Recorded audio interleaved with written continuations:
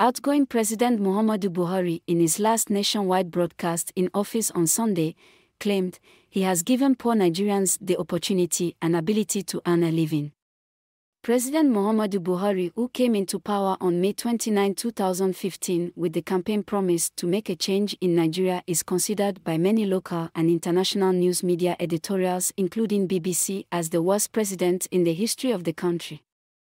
President Muhammadu Buhari in the various news media editorial is considered leaving the Africa country more poorer, indebted, unsecured, corrupt, bad economy, not respecting court decisions, unprecedented level and manner of crude oil stealing, high cost of living, worst form of election rigging and political instability that has put the country on the road of imminent end if not properly managed by the incoming President Bola Ahmed Tinubu.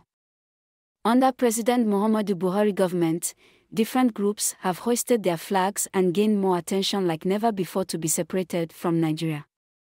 Groups like Yoruba Nation, Biafra and others still working in secrecy. President Muhammadu Buhari in his farewell speech said he never intended to be politically correct in his administration but to do the correct things that will make a great impact on the lives of common Nigerians. He said Bola Ahmed Tinubu of the ruling All Progressives Congress, APC, was the best among the presidential candidates and thanked Nigerians for choosing the former Lagos State Governor as his successor. Full text of President Muhammadu Buhari valedictory speech reads thus. My fellow Nigerian brothers, sisters, and friends of Nigeria. I address you today, in my last assignment as a democratically elected president of our great and well-endowed nation, with a deep sense of gratitude to God, a great deal of appreciation to the Nigerian people, and a modest sense of fulfillment. Today we mark and celebrate another peaceful transition of power from one elected government to another in our steady march to improve and sustain Nigeria's democracy. This year we witnessed the most keenly contested presidential elections since the First Republic, and this demonstrates that our democracy is getting better and more entrenched with each election. We must as a nation improve and sustain gains we make in the electoral process on an incremental basis for Nigeria to take its rightful place among nations. Our democracy provides for, allows and encourages seeking redress for perceived injustices, enabling some candidates and political parties that did not agree with the results to go to court. Irrespective of the outcome of the various cases, I urge all parties involved to accept the decision of our courts and join hands to build a better Nigeria. I salute the doggedness and resilience of all the presidential candidates and their political parties for believing in our judicial system by taking their grievances with the election results to court. In the course of the campaigns, we had argued and disagreed on how to make Nigeria better, but we never disagreed or had any doubts that Nigeria has to be better. As your president, I call on all of us to bring to bear the strength of our individualism, the power of our unity, the convictions of our beliefs to make Nigeria work better and together with one spirit and one purpose. To my brother, friend and fellow worker in the political terrain for the past 10 years, Asiwaju Bola Ahmed Tinubu, I congratulate you on the realization of your dream, which was propelled by a burning passion to put Nigeria amongst the leading nations of the world. You have indeed worked for this day and God has crowned your efforts.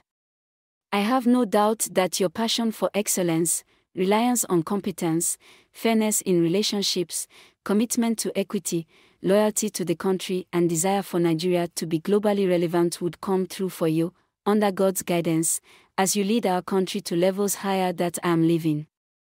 You are the best candidate among all the contestants and Nigerians have chosen well. The last 8 years have been an exciting experience in my desire and commitment to see a Nigeria in which public goods and services are available and accessible within a united, peaceful and secure nation. Fellow Nigerians, on the strength of your overwhelming support for me and my political party, I started this journey with a great deal of promise and expectation from you. I never intended to be just politically correct but to do the correct things that will make meaningful impact on the lives of the common Nigerian.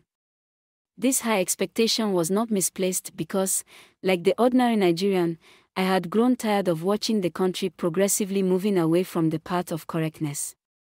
To ensure that our democracy remains resilient and our elected representatives remain accountable to the people, I am leaving behind an electoral process which guarantees that votes count, results are credible, elections are fair and transparent, and the influence of money in politics reduced to the barest minimum. And Nigerians can elect leaders of their choice. We are already seeing the outcome of this process, as it provided an even playing field where persons without any political godfather or access to money defeated other well-resourced candidates.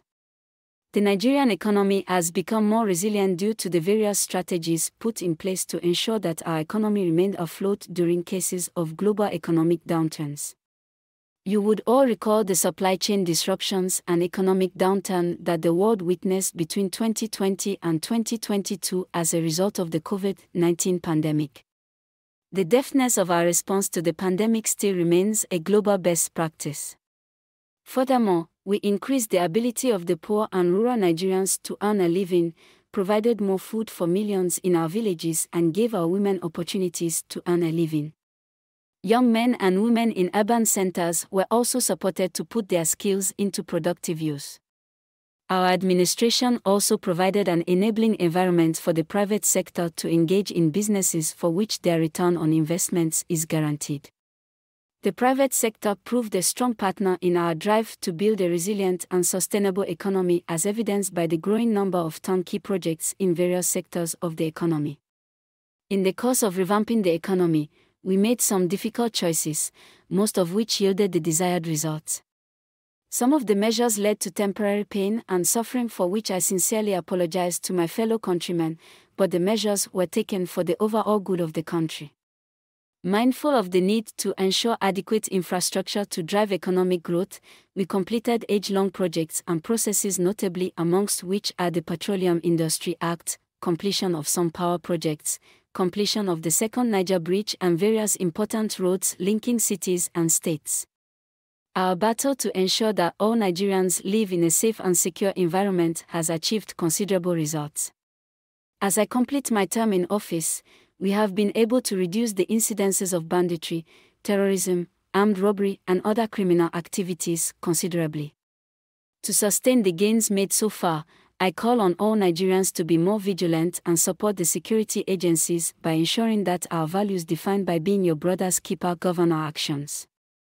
Up till now, I still grieve for our children still in captivity, mourn with parents, friends, and relatives of all those that lost loved ones in the days of the senseless brigandage and carnage.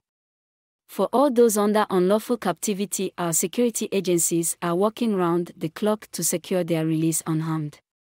Fellow Nigerians, you know how dear the desire in my heart is to rid the country of corrupt practices that had consistently diminished our efforts to be a great country. I did pursue this commitment relentlessly, in spite of the expected pushback. I am happy that considerable progress had been made in repatriating huge sums of money back to the country and also taken over properties illegally acquired from our Commonwealth.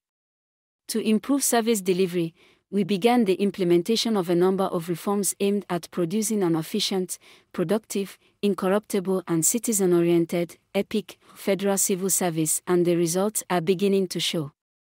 On the international scene, Nigeria's influence continues to grow, as exemplified by notable Nigerians occupying headship and leadership positions in renowned global bodies.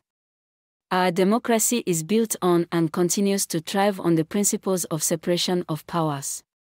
The leadership and members of the National Assembly deserve my appreciation for their patriotism, which did not detract from their roles as a check to the executive arm. I also want to use this opportunity to express my appreciation to a good number of Nigerians who provided their support and encouragement to help me navigate the exciting journey in moving Nigeria forward. I cannot and will not forget the millions who prayed for me during my illness in my first term of office. I am constantly praying for you and for Nigeria to thrive in peace. As I retire home to Dora, Katsina State, I feel fulfilled that we have started the Nigeria rebirth by taking the initial critical steps, and I am convinced the incoming administration will quicken the pace of this work to see a Nigeria that fulfills its destiny to be a great nation. I am confident that I am leaving office with Nigeria better in 2023 than in 2015. I thank you all. And may God bless the Federal Republic of Nigeria.